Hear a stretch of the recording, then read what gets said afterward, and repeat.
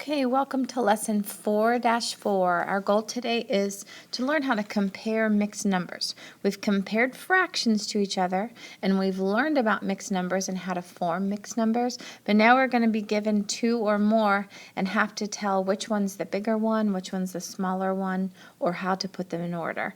So if you take a look, I'm going to highlight letter A at the top, letter B, letter C, and letter D, and that just means there are 4 situations that could happen when you need to compare mixed numbers. We're going to go over each one independently.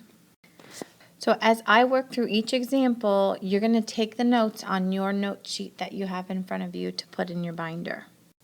Okay, so starting with the first example at the top, example A. The question is, how can you compare two mixed numbers with different whole numbers? So hopefully, and when we're looking at our two examples here, 3 and 2/9, we see the whole number 3, and 5 and 7/8, we see the whole number 5. And I hope this is a very obvious situation that if I have 3 whole and 5 whole items, that it's hands down 5 is the winner. 5 is the bigger whole number, so therefore 5 and 7/8 is the bigger mixed number. So we're going to say that all we have to do is compare whole numbers.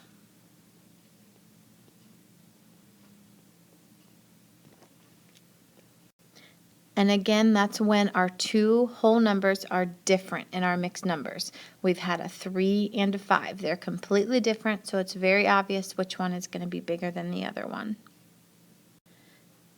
Next up is situation B. So this time we're asked, how can you compare two improper fractions? Well, just like our regular fractions, when we go to compare them, we want to find a common denominator. So I want you to write down, the key here is to find a common denominator.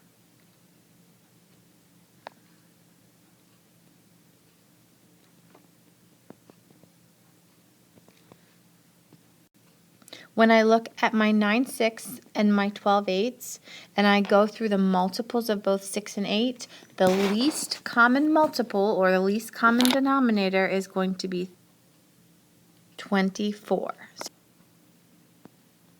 So I'm going to put a 24 next to my 6 and a 24 next to my 8. And when I make my equivalent fractions, I see that 6 times 4 is 24, so 9 times 4 is 36. 8 times 3 is 24, so 12 times 3 is 36.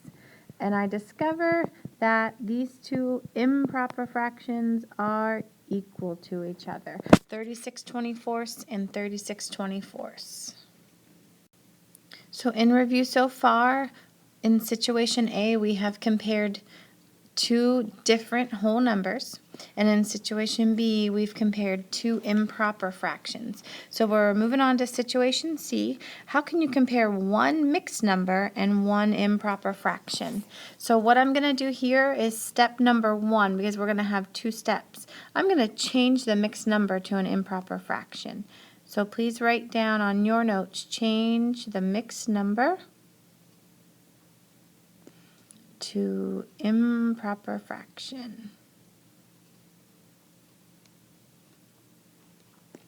So when I go over to my 1 and 10/7, I'm going to change that to its improper fraction, 10 times 1 plus 7, and that makes 17/10.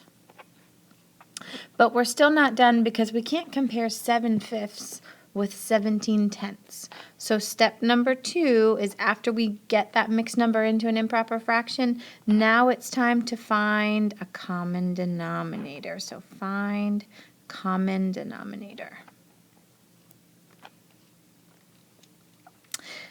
It's obvious to me that I've got a 5 and a 10, and the least common multiple of both 5 and 10 is 10. So I can easily turn my fifths into tenths by multiplying by 2, and at the top, 7 times 2 turns into 14. So now I'm looking at 14/10 and 17/10, and it becomes obvious that 17/10 is larger, 14/10 is less than 17/10. Okay, last but not least, I've got situation letter D. So the question is, how can you compare two mixed numbers with equal whole numbers? At the top, we had two mixed numbers with different whole numbers, and it was very easy. But down here, if I have a whole number of 3 and another whole number of 3, then it's not very helpful to me to look at the whole numbers.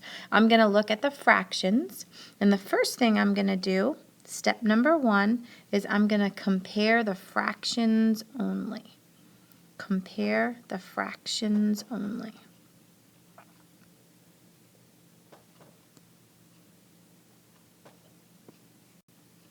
When I take a look at my fractions, I see that I have 4 sevenths and I have 6 14ths. And that's not easy to compare because they are not in the same denominator, so I can't prove it.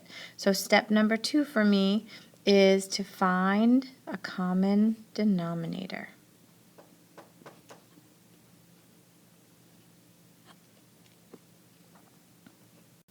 With denominators of 7 and 14, I think it's pretty obvious that we can change these sevenths into 14ths by multiplying by 2, and therefore 4 times 2 on the top is 8. So I have a new mixed number of 3 and 8 14ths and 3 and 6 14ths. So now it becomes very obvious which of those is the larger, and 3 and 8 14ths is the winner. So 3 and 8 14ths is greater than 3 and 6 14ths.